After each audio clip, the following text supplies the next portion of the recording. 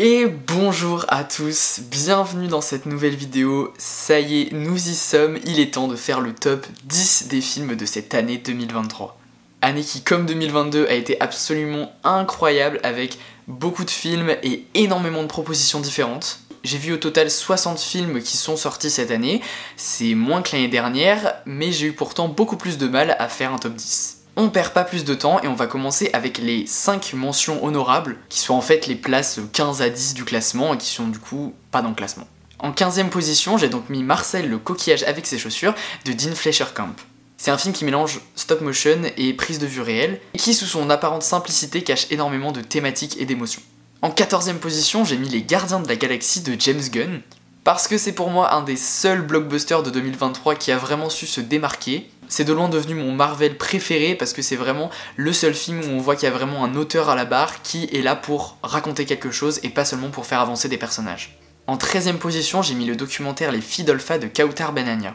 C'est un documentaire qui aborde une forme qui est du jamais vu et qui a un dispositif qui est hyper bouleversant. Mais il est pas dans le top parce que je lui trouve quand même quelques défauts, et justement à cause de son dispositif. Mais c'est quand même un geste unique et vraiment un documentaire qui est complètement bouleversant. En 12e position, j'ai mis Le règne animal de Thomas Caillet. Encore une fois, il est pas dans le top parce que je lui trouve quand même quelques défauts, mais c'est un film de genre français qui a su se démarquer par sa proposition, par tout ce qu'il proposait en termes de mise en scène et en termes d'écriture et de thématique, et ça reste un excellent film de genre, c'est pas souvent qu'on a ça en France. Et en 11e position, vraiment à la porte d'entrée du top, j'ai mis Babylone de Damien Chazelle. Qu'on soit clair, c'est un peu un crève-cœur pour moi de pas le mettre dans le top, parce que c'est un film qui est absolument démentiel, qui a pas du tout mérité son non-succès. C'est un film qui est une immense lettre d'amour au cinéma et qui m'a tellement bouleversé quand je l'ai vu. Mais la principale raison pour laquelle je l'ai pas mis dans le top, même si je l'aime de tout mon cœur, c'est qu'il me reste pas beaucoup de souvenirs du film. Voilà, maintenant que tout le monde me déteste déjà, on peut passer au top 10. En 10e position, Le procès Goldman de Cédric Kahn. Pierre Goldman, sous-entendez-vous que la police de ce pays est raciste? Ah, non seulement je le sous-entends, mais je l'affirme. Eh bien, c'est une honte! Maîtrisez vos humeurs, résistez à vos bons mots. Je vous rappelle que les charges qui pèsent contre vous sont extrêmement lourdes et que vous risquez votre tête. Goldman, l'assassin! Vous n'avez pas le droit! Eh bien, je suis innocent, monsieur le président, et ça me donne tous les droits, tous les droits. Je vais être plutôt court sur ce film parce que c'est un film que j'ai vu au festival d'Angoulême cet été et qui sur le coup je l'ai adoré, mais il m'a pas non plus complètement bouleversé. C'est un peu après coup que je me suis mis à beaucoup repenser au film et à lui trouver une importance, principalement pour son message politique. Et pour moi il est hyper important dans le contexte actuel, et quand on le fait résonner toutes ces thématiques avec tout ce qui se passe notamment en France aujourd'hui, je trouve que c'est un film plus qu'important. C'est un film qui parle des violences policières, c'est un film qui parle de la justice en général, et c'est d'ailleurs intéressant de le mettre en relation avec Anatomie d'une chute, notre palme d'or de cette année. C'est un film qui, de par sa mise en scène, a su sublimer son statut de base de film de procès et a su vraiment pour moi, via la mise en scène, le surpasser. C'est un film qui met vraiment l'accent sur la parole, sur les personnages, et grâce à ça, il va développer un discours politique qui est hyper de gauche, et je dois l'avouer, c'est vraiment une des raisons principales qui me fait beaucoup aimer ce film. Parce que mine de rien, c'est un vrai parti pris de reprendre cette figure un peu oubliée de nos jours, enfin moi, Pierre Goldman, je savais pas du tout qui c'était, et en faire quelque chose d'hyper actuel, et surtout nous faire un film de procès de 2 heures où on ne sort pratiquement pas de la salle et on arrive à être captivé et à ne pas s'ennuyer.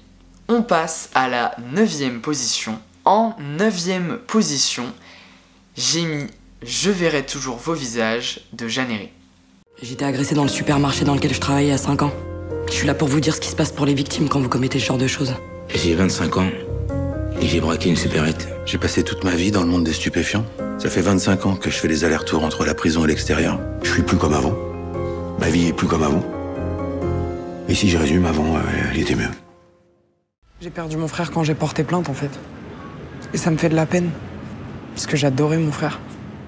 C'est un film qui parle de la justice restaurative. C'est un procédé qui a été mis en place il y a pas longtemps en France et qui consiste en fait à mettre en relation des victimes et des auteurs de violences ou de crimes pour qu'il y ait une discussion et qu'ils se comprennent. C'est encore une fois un film qui met beaucoup l'accent sur la parole et c'est clairement son atout principal. Mais il y a une espèce de mise en scène qui est hyper intime et qui arrive quand même à sublimer justement les discours des personnages. Et on sent vraiment un talent de direction d'acteurs dans ce film. Les acteurs sont tous hyper juste, il y a pratiquement pour moi pas une réplique qui sonne faux, et pourtant il y a plein de discours qui au premier abord on pourrait se dire oulala ça c'est très risqué de faire ça, mais là le film le réussit toujours et tous les acteurs sont absolument bluffants, même des acteurs que j'aime pas forcément d'habitude. C'est un vrai film choral pour moi qui va vraiment venir unir tous ces personnages via la parole, et c'est un film qui va vraiment poser un regard et ouvrir une réflexion en fait sur notre société à une échelle vraiment très intime et du coup très humaine, et c'est pour moi vraiment ça qui fait sa force et fait qu'il est hyper touchant. L'idée de base est très casse-gueule et d'avoir réussi ce pari, je trouve ça complètement fou. Il y a la finesse de l'écriture, mais c'est surtout les acteurs qui donnent vie à ces personnages qui fait que ce film est grandiose. En 8ème position, Chien de la casse de Jean-Baptiste Durand. On dirait que sans lui, t'as rien à dire. Tu le connais pas. Ça fait 15 ans que je traîne avec lui, je sais qui c'est, d'accord?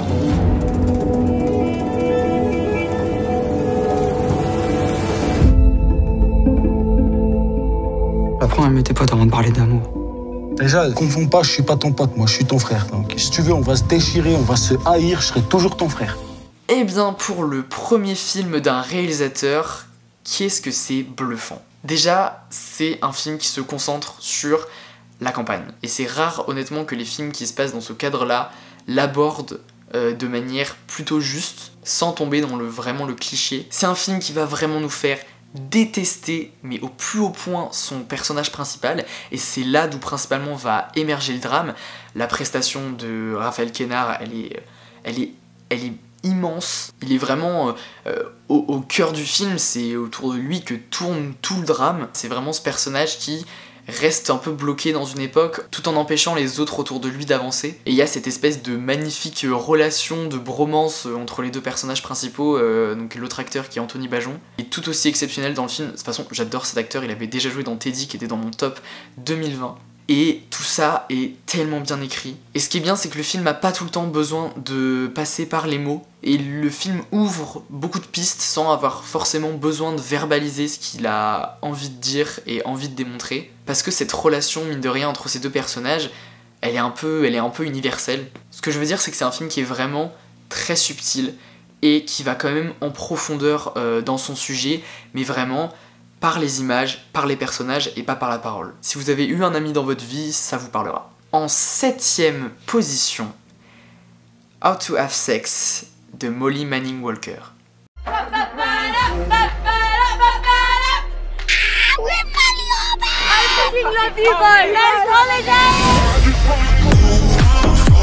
Oh my god, you look insane! If you don't get laid on this holiday, then you never will. I can't die a virgin! What's your name? Tara. Do you think he's gonna fit? Yeah. We're about to get you lot so fucking horny!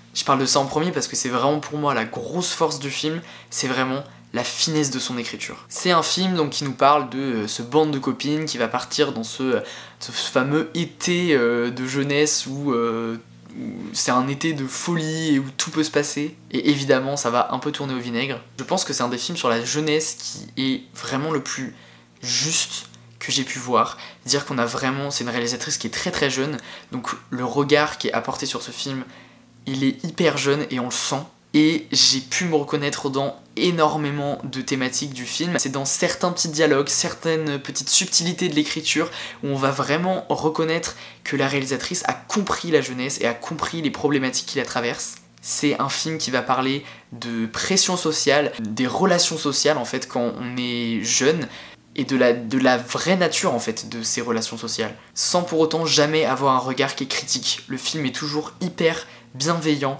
avec ses personnages, et en parlant de regard dans le film, une autre chose qui est importante, et notamment avec la caméra, c'est le regard vraiment féminin de la réalisatrice. On sent vraiment qu'il y a un female gaze, vraiment un regard féminin qui influe beaucoup en fait sur l'écriture et sur la réalisation, et c'est plutôt bienvenu. Et c'est derrière toutes ces fêtes, toutes ces scènes de célébration en fait que les drames se cachent. Et je dis vraiment cachés parce que des fois on a du mal à les déceler, les drames des personnages. Et je dis ça dans le bon sens du terme. Bref, c'est en plus le premier film de la réalisatrice il me semble Encore une fois, pour un premier film, c'est complètement bluffant de maîtrise, principalement au niveau de l'écriture. En 6ème position, Mad God de Phil Tippett.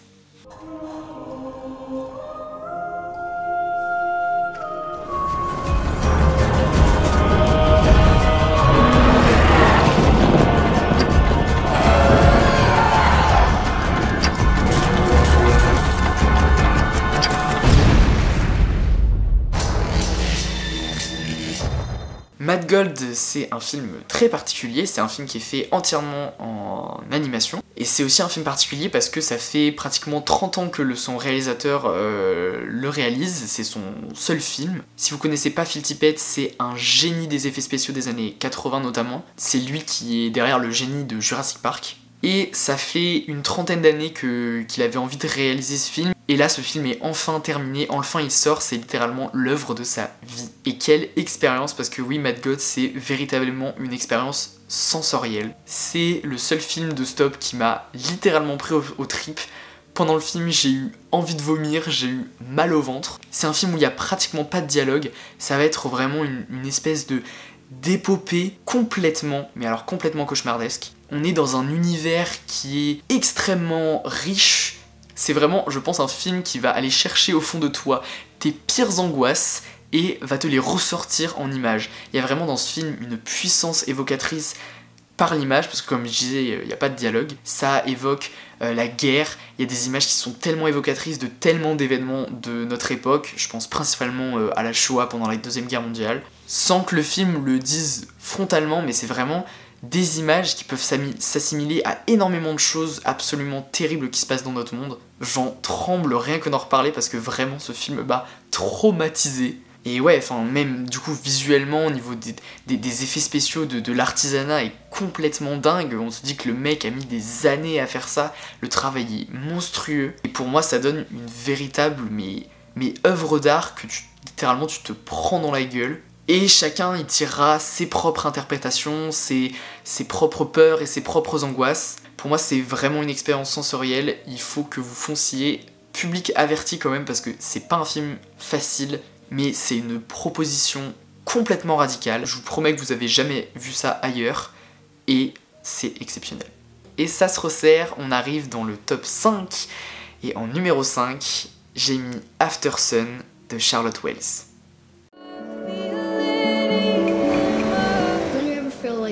Tired and down and feels like your bones don't work, like you're sinking. You never know where you'll end up, no? You can live wherever you want to live. Be whoever you want to be. You have time. C'est un film déjà magnifique dans sa réalisation et sa photographie, je commence par là parce que je ne saurais pas comment aborder le côté thématique. C'est un film qui est d'une finesse et d'une subtilité que je trouve assez dingue, c'est-à-dire qu'il va aborder son sujet en ne l'abordant jamais, parce qu'au final il n'a pas besoin de vraiment l'aborder. Ce qui fait que c'est un film qui à la fois se concentre sur un problème hyper personnel, que pas forcément tout le monde a vécu, et en même temps en apportant plein de petites choses, en disséminant plein de petits moments de drame qui vont parler à absolument tout le monde. C'est un film hyper universel parce que je pense qu'il y a forcément une situation ou quelque chose ou un aspect de cette relation dans lequel chacun en fait peut se reconnaître dans ce film.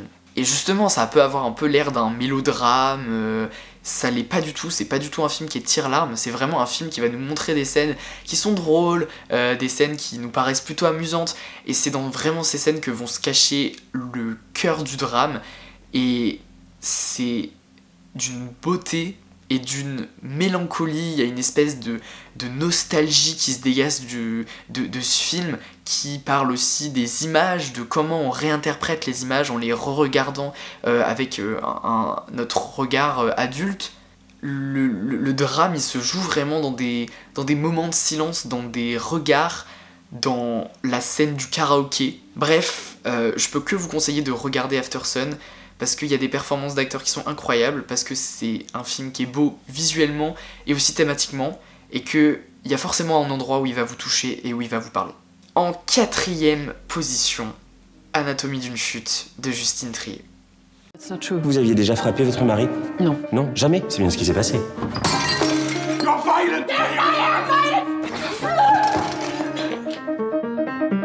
T'as pas pu les entendre s'ils parlaient calmement.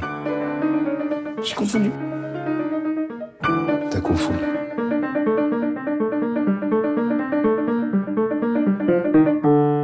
I'm innocent, you know that, right?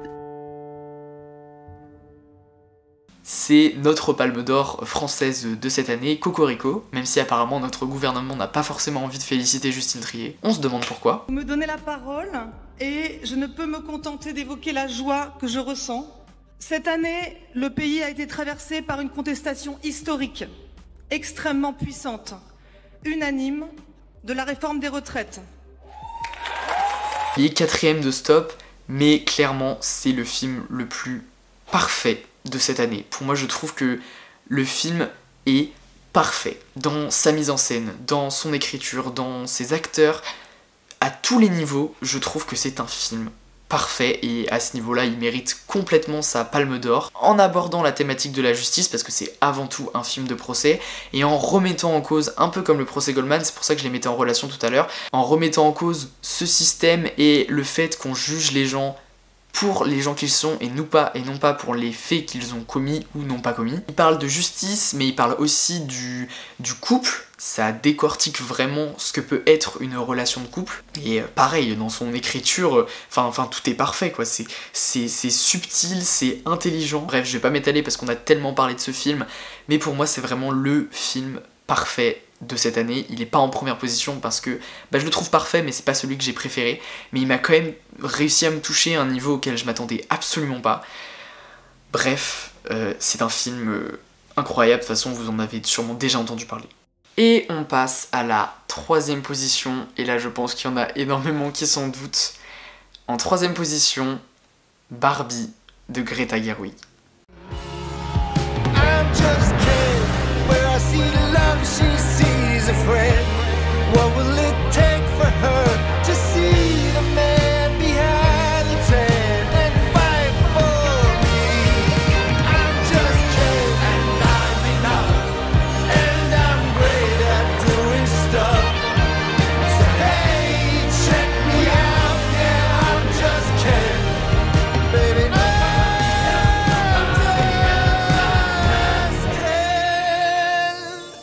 Alors oui, Barbie n'est pas un film parfait, très loin de là, il a énormément de défauts, mais pourtant il y a un truc qui fait que ce film est très haut dans mon cœur. Déjà parlons des points positifs, il y en a énormément, le casting avec Ryan Gosling qui est mon acteur préféré et qui est absolument brillant dans le rôle de Ken. Je pense que Ken est clairement déjà ma raison principale d'aimer ce film. Tout l'arc narratif de Ken est incroyable, entendez-moi, j'adore Ken, j'adore ce personnage, j'adore toutes les thématiques qu'il apporte autour de la masculinité. Je trouve ça absolument brillant et c'est pour moi le meilleur aspect du film. C'est un personnage qui a tellement résonné en moi. Bon déjà voilà, Ryan Gosling, puis Margot Robbie et tous les autres acteurs qui gravitent autour, le casting est incroyable. Oui, la réalisation de Greta Gerwig est pas forcément hyper folle, mais par contre la direction artistique avec les décors, les costumes, c'est tout bonnement magnifique. Il y a tout un artisanat dans ce film qui est hyper impressionnant et qui est hyper beau. C'est peps, c'est coloré, ça redonne la pêche littéralement. Et maintenant ce qui fait grandement débat, c'est la partie thématique du film. Globalement, je suis d'accord pour dire que Barbie est hyper maladroit et bien souvent n'est pas vraiment féministe. Mais dire ça déjà pour moi c'est oublier le regard de sa réalisatrice, même si il faut le dire, oui il y a Greta Gerwig, mais oui en même temps Barbie reste un produit de studio. Il y a un espèce de mélange entre authenticité et hypocrisie. Et oui le féminisme qui est exposé dans Barbie, c'est un féministe de base, c'est un féminisme qui est pas du tout poussé, qui est hyper maladroit. Mais j'ai envie de dire, est-ce qu'on s'en foutrait pas un peu ? Tellement c'est fait de manière fun, et surtout c'est quand la dernière fois que vous avez vu un énorme blockbuster américain avec une femme en tête d'affiche. Et avez-vous même déjà vu un blockbuster américain qui exposait aussi frontalement les idées du féminisme? Et rien que pour ça, même si c'est mal fait, même si c'est cynique, bah franchement en fait on s'en fiche parce que les idées elles sont là, c'est une proposition unique, vous avez jamais vu de film comme Barbie, que ce soit en termes de position dans l'industrie ou justement dans ce truc de positionnement ouvertement féministe. Il faut savoir un truc par rapport à moi, c'est que je suis passionné de cinéma, mais je suis surtout passionné de ce qui se passe autour des films. Il y a eu un espèce de truc qui s'est passé autour de Barbie, une effervescence qui a été absolument incroyable, et un peu comme pour Avatar, moi je suis complètement fan et fasciné par les films qui réussissent à créer l'événement, à fédérer des publics complètement hétéroclites, et c'est exactement ce qu'a fait Barbie. C'est fédérer des publics complètement différents, amener des gens au cinéma, créer un événement à l'échelle mondiale, et ça je trouve ça fascinant, et le film a réussi à le faire avec un brio mais incroyable. J'ai un attachement tout particulier à ce film parce que aussi cet été donc j'ai travaillé dans un cinéma pendant 2 mois, et pendant 2 mois ça a été l'effervescence complète au cinéma. Il y a eu le Barbenheimer, ça a créé évidemment tout un effet, les gens sont venus discuter, il y avait du débat, on voyait des publics complètement différents qui venaient voir Barbie, et ça pour moi ça a été un vrai plaisir à voir, et surtout pendant 2 mois j'ai pu être Ken au cinéma. J'avais mon balai avec marqué I'm just Ken et les gens m'appelaient Ken en faisant coucou. Mais voilà, pour moi c'est un produit, parce que oui ça reste un produit qui est unique, qui m'a touché, que je trouve drôle, que je trouve émouvant, que je trouve feel good, et ça restera une des plus grosses Madeleines de Proust de cette année pour moi et un des plus beaux souvenirs d'un événement cinématographique de cette année. Et on passe à la deuxième position de ce classement. En deuxième position, Spider-Man Across the Spider-Verse de Joaquim Dos Santos, Justin K. Thompson et Ken Powers. Tu ne pourras pas fuir éternellement. Je refuse de perdre un autre ami. Miguel, c'est pas ce qui était prévu. T'étais au courant? Tu ne te rends pas compte des conséquences. Tout le monde n'arrête pas de me dire ce que je devrais faire. Moi, je veux écrire ma propre histoire. Alerte générale, arrêtez Spider-Man. Toi? Non, attends.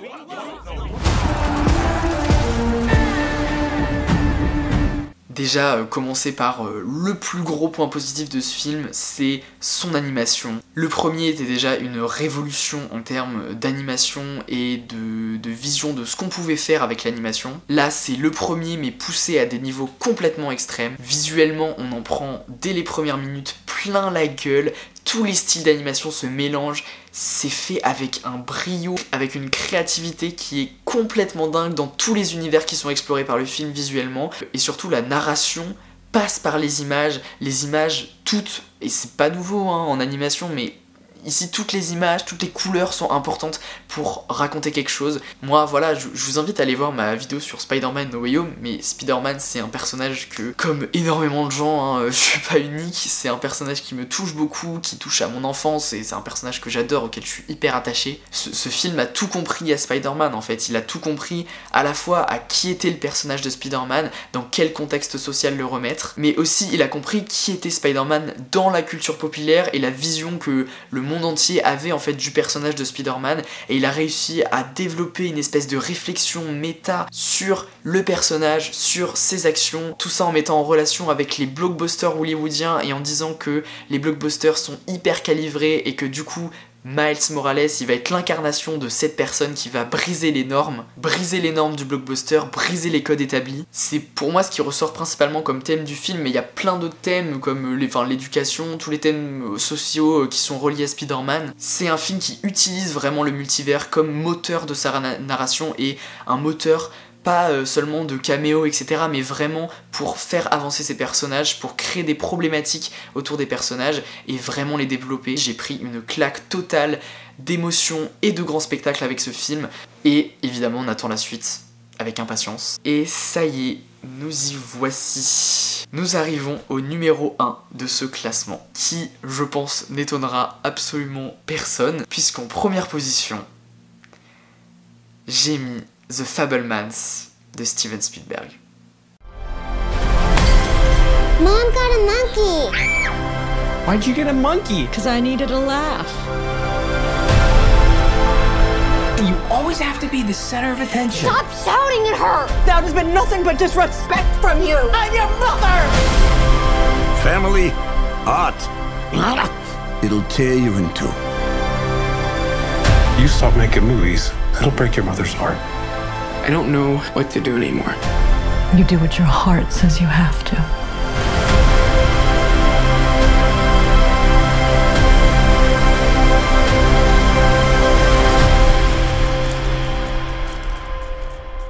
What was your favorite part? Et oui, c'était un peu une évidence parce que pour ceux qui me connaissent, vous savez que Steven Spielberg, c'est mon réalisateur préféré. Je suis fan de absolument tous ses films, je trouve que c'est un immense réalisateur. Je connais sa filmographie par cœur. Et The Fabelmans, bah c'est un peu l'apothéose totale de toute sa carrière. Déjà, premièrement, visuellement, en termes de mise en scène, c'est criant de maîtrise. Ça l'était déjà dans West Side Story, mais là, on a vraiment l'impression que Steven Spielberg, il filme et il les réalise comme s'il parlait. On a vraiment l'impression que pour lui, le cinéma, c'est devenu un deuxième langage. Il est littéralement au sommet de son art, c'est vraiment son deuxième langage. Niveau thématique, c'est un film donc où Spielberg revient sur son enfance, pas de manière directe, mais via le personnage donc de Sammy. Il raconte sa passion pour le cinéma, il raconte son rapport à l'art et son amour du cinéma, toutes les difficultés qu'il a eues avec sa famille et le divorce de ses parents. D'un premier abord, on pourrait voir ça comme une démarche hyper égocentrée, quoi, ouais, je vais faire un film sur moi, sur ma vie, et c'est fait avec une telle humilité. Je trouve que cette humilité qu'il y a dans ce film de raconter à la fois son histoire, mais en même temps c'est une histoire qui va aussi parler à tout le monde, à tous les amoureux de cinéma. Je trouve que dans cette humilité, il y a un geste de cinéma qui est tellement touchant de la part de Steven Spielberg. C'est un film qui va, et c'est pour ça que moi ça me touche autant, c'est un film qui va dire aux fans de Steven Spielberg: vous avez analysé mon œuvre, vous avez vu tous mes films, vous avez vu tout ce qu'il y avait comme thématique dans mes films, bah ouais, c'était ça en fait. C'est une lettre d'amour au cinéma, au 7e art, et à comment l'amour de cet art peut naître et comment l'amour du cinéma peut nous sauver. Et c'est magnifique, c'est d'une beauté époustouflante, et le film a résonné à des niveaux hyper personnels en moi. Enfin, je me suis reconnu à tellement de moments dans le film. Alors attention, je suis absolument pas en train de dire que je suis Steven Spielberg, loin de là, c'est pas ce que je veux dire, mais ce que je veux dire c'est qu'il y a vraiment certains moments qui m'ont atteint. J'avais vraiment l'impression que le film me parlait à moi personnellement. Il y a littéralement des scènes dans ce film que j'ai déjà vécues. Bon, ça après c'est vraiment un niveau très personnel, que dans des moments comme ça, je me suis reconnu. Mais bon, je trouve que c'est un film qui, thématiquement, pour tous ceux qui notamment aiment le cinéma, vous allez être bouleversés. Voilà, ce film c'est la magie Spielberg, c'est vraiment pas loin de devenir un de mes films préférés. Enfin, vous savez peut-être pas d'ailleurs que mon film préféré c'est West Side Story de Steven Spielberg. Et The Fabelmans, petit à petit, il grappille des places, il grignote un peu West Side Story dans mon cœur. Toujours pas revu le film, et ça c'est fou d'ailleurs parce que moi je n'ai pas revu le film parce que je n'ai pas eu la force de le revoir, j'ai un peu la peur de le revoir. Et aussi parce que j'ai vu le film en janvier, et j'ai l'impression de l'avoir vu hier. Toutes les images me restent en tête, tout est marquant, et c'est une des raisons aussi pourquoi il est numéro 1, parce que c'est un film qui m'a vraiment marqué, parce que je m'en rappelle hyper bien, alors que je l'ai vu il y a 1 an. Bref, c'est... voilà, je ne peux à présent que crier mon amour pour Steven Spielberg et pour son cinéma, et pour The Fabelmans, parce que c'est un film magnifique et c'est un geste de cinéma tellement énorme. Il a 76 ans le mec et il nous sort des films comme ça. C'est complètement fou d'être à ce point-là maître de son art. Ça y est, on est arrivé au bout de ce top des films de l'année. J'attends évidemment vos réactions en commentaire, mais également vos films préférés de cette année. Faites-moi des top 10 si vous voulez, il n'y a aucun problème, mais aussi parlez-moi des films que vous avez le plus aimé cette année, peut-être que certains que je n'ai pas mis dans le top. Donc voilà, merci à tous d'avoir regardé cette vidéo. Allez au cinéma l'année prochaine, déplacez-vous en salle voir des films, vive le cinéma, vive The Fabelmans et vive Steven Spielberg. Allez, des bisous, je vous souhaite de joyeuses fêtes et une très bonne année 2024.